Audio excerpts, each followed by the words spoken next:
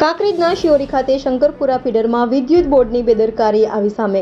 ઉંદરિયાવાસ road ઉપર રાતના સમયે ઝૂલતો વીજ વાયર તૂટતા જાનહાનિ ટળી.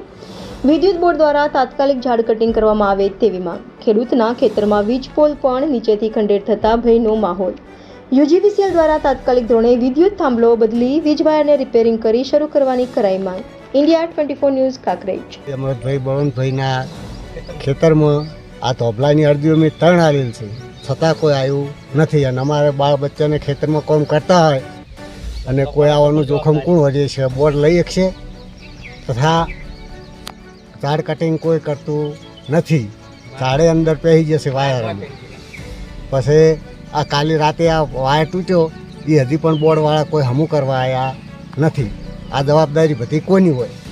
બોર્ડની હોય કે અમારી હોય? બોલો. બનાસકાંઠા જિલ્લાના કાંકરેજ તાલુકાના શિહોરી ઉંદરિયાવાસ રોડ ઉપર રાત્રેના સમયે વીજ લાઇનનો જીવતો વાયર રોડ ઉપર પડ્યો છે, પણ કોઈ ઝાડ બી કટિંગ કરવામાં નથી આવ્યા અને ઝાડમાં આ વાયરો ક્યારના નીકળે છે અને કોઈ જાનહાનિ થઈ નથી. જાનહાનિ થશે તો શું યુજીવીસીએલ બોર્ડ જવાબદારી લેશે? તો આ ઝાડ ક્યારે કટિંગ કરવામાં આવશે? લાઇટ ક્યારે ચાલુ કરવામાં આવશે? શિહોરી સિટીમાં પણ રાતની 2 વાગે લાઇટ આવી હતી. 8 વાગે ગયેલી, રાતના 2 વાગ્યા સુધી લાઇટ આવી નથી અને અહીંયા રાતના પણ લાઇટ છે નહીં બિલકુલ, અને કોઈ પણ કામ કરવા આવતા નથી.